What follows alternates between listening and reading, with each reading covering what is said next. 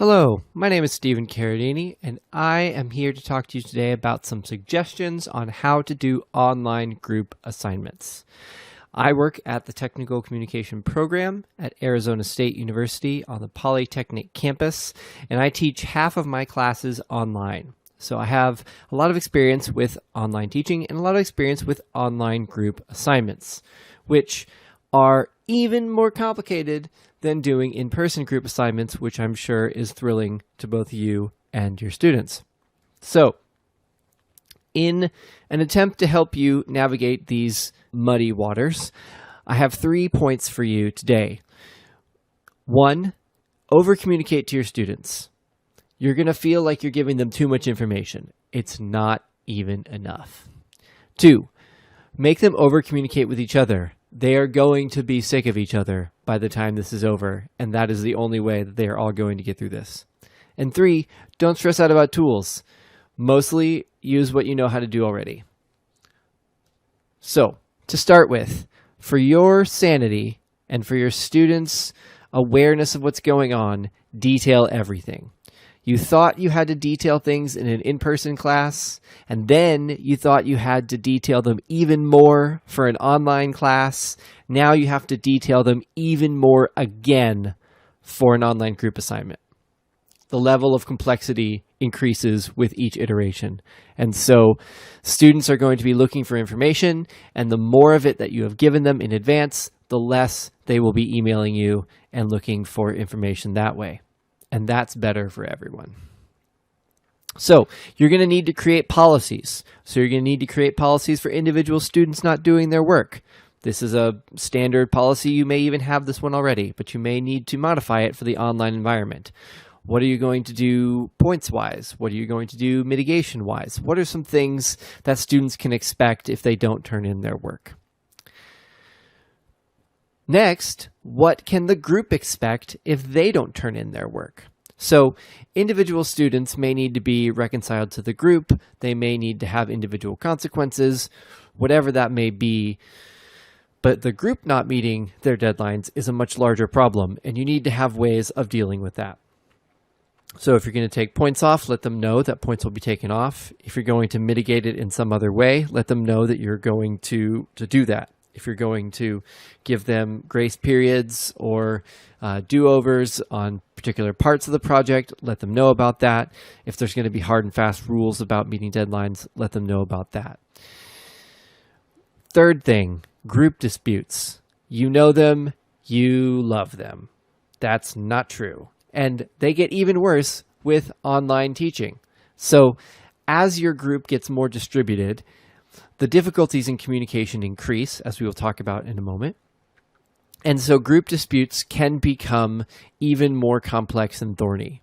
They start to take on not just the he said, she said sort of tenor, but the tenor of this person isn't responding to our emails versus I haven't gotten to my email yet. This is a totally reasonable amount of time to not respond to an email for. So it starts to get very complicated. So dealing with group disputes is something you'll need to figure out how to do. Whether you're going to take points off, whether you're going to have them socially work it out, whether there are structured interventions that you want to put into place, whether there are ways, even the most extreme ways are if a group can't figure out its dispute. I have heard of some colleagues allowing student groups to fire a member that's not doing the things that they should be doing. I've never used that method, but it is out there. So there's lots of different ways that you can mitigate group disputes, but you'll have to figure out a way that works best for you and what that policy is going to be and let your students know about it. Similarly, student evaluations. Some people, when they run group projects, have student evaluations where peers evaluate each other, and that goes into part of their grade, or it is taken into consideration when you assign grades to the whole group or to students individually. Whatever the policy is going to be on student evaluations, let the students know in advance.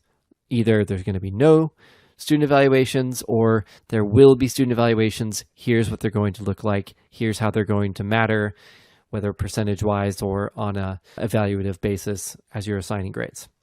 Getting that out of the way will help students know what to do in their group because they will know, oh, if I don't do this thing, it may come up in a student evaluation, and that may affect my grade or may affect my group's grade or things like that. Setting that ground rule in advance will allow students to make decisions about their conduct in the group with that in mind. And that goes further for the last point I have here, which is a single grade for group or individual grades. So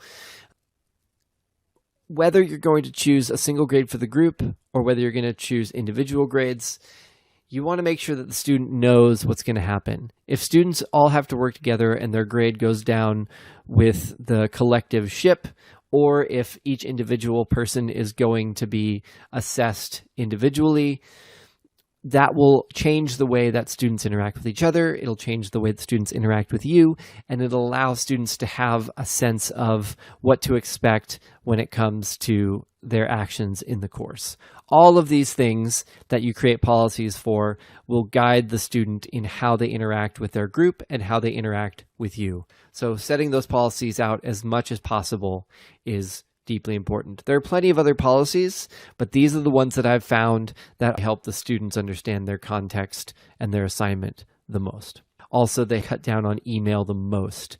The next thing is not just to over-communicate from you to the student, but I make my students over-communicate with each other. So with thanks to the University of Waterloo Center for Teaching Excellence, I institute contracts. So the Center for Teaching Excellence has a huge long article on contracts, and I will link that in the YouTube summary.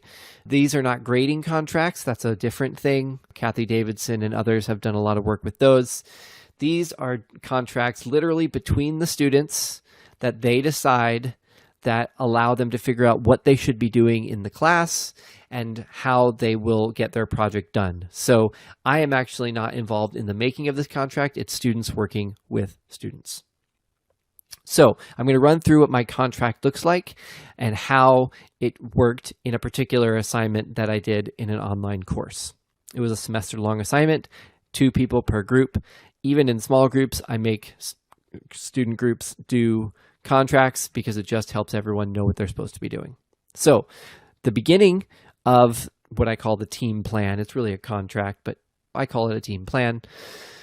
The team plan should answer the following questions in enough detail that each team member should not have questions about what they are supposed to do or when they're supposed to do it. So it sets out the goals of the document right up front. This is specifically so that students know what's going on, and for them to get full credit on this assignment, they had to fill this out to such detail that they knew what they were doing. So everybody was on the same page, literally, digitally, literally. 1. This is the actual working part of the assignment. Who will do what? What parts will be divided up? Who's going to do this part? Who's going to do that part? In this particular project, it was a report, and so there was an executive summary and research and a writing component. So all 3 of those components are listed there, and options for who can do it is listed out to the side. So I give the students an idea of what the right answer is, quote unquote. You can have individuals write things, or you can write them collectively. So you can fill in those with the parts of the assignment that you're working on and the types of work that you expect people to do. If you expect teams within the team, then you can mention that. Whatever it is, divvy up the assignment into the parts. I usually have it follow my rubric and list those and get people to say who's going to work on what. Theoretically, groups can say everyone's going to work on everything, but that generally doesn't happen. Also, it wouldn't be very useful in terms of a plan, although it would make it easy for me to adjudicate disputes. If anyone wasn't doing any part, then they would be in trouble because everyone was supposed to do everything. Most likely, though, this person's going to do that thing, or these 2 people are going to work on this part, and that's how they're going to divvy up the work.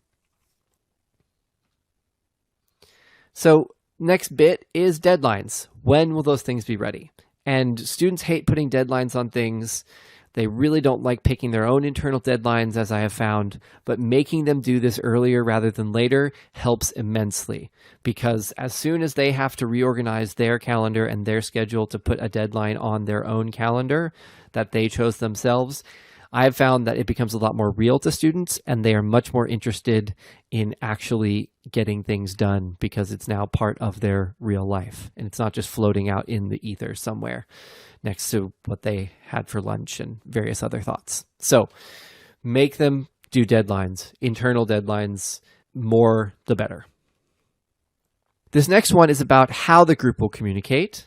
So there's a bunch of media listed here, the various types of media, and then there's acceptable times to communicate. So picking both of these for the group is essential. I work at a campus of a university that has many students that are outside the traditional 18 to 23 age group. And so those people's schedules often don't align with the schedules of those who are 18 to 23. And so having students in advance say, here's what we're going to do to communicate, the specific media, and here are the times that I can and cannot communicate, helps immensely. It cuts down on the this person isn't responding to my emails questions if they know that this person is not going to respond to emails from 7 p.m. to 7 a.m. And so I encourage students to be as clear as possible with their schedules and say, hey, I work from these hours to these hours. I can't be contacted. Or alternatively, I'm available to work on this project from these hours to these hours. And so you can definitely contact me. The more detail, the better. On that note of detail, I make them check in with each other. So I give them the ability to choose how often they want to check in with each other, but I don't let them go more than 1 week without checking in with each other. If they want to do more than 1 week, I veto that. I do put other in there if they want like every 2 days or every 4 days, but no more than a week before they check in with each other, and then I hold them to that. And this is one that helps a lot when people are falling off the project or when the project isn't meeting its deadlines. I ask them, are you actually checking in with each other? And often the answer is, well, no, we're not actually doing that. And then I can get them to start doing that, and then that can usually get the engine running again if the car has stalled. And finally, who will be responsible for integrating the work of 2 people into a united whole? As I said, this project was a 2-person group. Who will submit the document? So this is the part of the project that many of you, I would assume, have found that students don't think about in advance. They don't think about who will be the person who integrates and submits the document. And so I make them do this up front. So this stops from me getting emails that say, this person has totally failed to get me their stuff and I don't know what they're doing. And then that other person's like, well, I didn't know that I was supposed to send it to that person. That stops that problem. It also stops the problem of they dumped all this work on me at the end and I didn't know that I was going to be the person who was going to be submitting it, and cuts that one off as well. So it helps a lot to get students to talk about in advance who's going to be the person who will integrate and submit. So I make them literally type out all of these answers. They can do it in a Google Doc, they can do it in email, doesn't matter. But I make them type out all these answers so that they all have it. And then anytime that there's a group problem, I refer back to this document. And that helps a lot because students generally look at what they've committed to and see that they have to get back on track. Doesn't help in the worst of the situations, but in a lot of medium to mild situations, referring back to the document helps a lot. So having them do all of these things, go through these contract questions with each other and make these commitments helps them, helps you, helps everyone. Finally, tools. People often rush straight to tools when they think about online groups. How can we distribute this? How can we use this new tool that will help us get where we want to go? How can we do collaboration online better? And there are tons and tons and tons and tons and tons of collaboration tools. And my advice is to, unless your project is specifically about learning a new collaboration tool, don't use a new collaboration tool. Use something old that they are comfortable with, because the more that they are comfortable with it, the fewer troubleshooting questions you will have to field, and the more the group can focus on the work itself as opposed to the tool. So I usually recommend my students to use Google Docs or Google Slides, Dropbox, Zoom, phone, email. This suite of tools right here is largely enough to get people through most of the work that I ask them to do. I don't have them do video group projects. If you do, then you may need to use some other tools that will help them work collaboratively. But if you're doing text, if you're doing images, inside text, reports, documents, this suite of tools is usually what I recommend, and it has gone smoothly. If your students know another tool already, if your program has certain tools that are prerequisites, then you can definitely use those as well. Whatever tool that the students are comfortable with will help them adjust to the online group environment quicker and get to the work that they need to do. So I would not worry too much about using the latest, greatest tool. Again, unless the specific reason for the online project is to use that tool. Instead, I would use some digital basics and just get on with the work of the project. So, in a nutshell, that's what I would suggest about online groups. There's many other questions that you could put into a contract. There's many other policies that you could put together. There's many other tools that you could navigate. But the things that I have found that work the best in helping students focus on the work, have clear communication channels, and develop a healthy group mentality are these. Feel free to scrap what doesn't work. This is called suggestions and not mandates, because I am working in a local condition and this is what has worked best for my students. But other conditions may have other tools or questions or policies that would make more sense. And so if you do have some of those tools and questions and policies that make sense, please feel free to leave them in the YouTube comments. I'd love to talk about them and put those to good use as well. And otherwise, thank you for listening, and thank you for spending some time with ABC.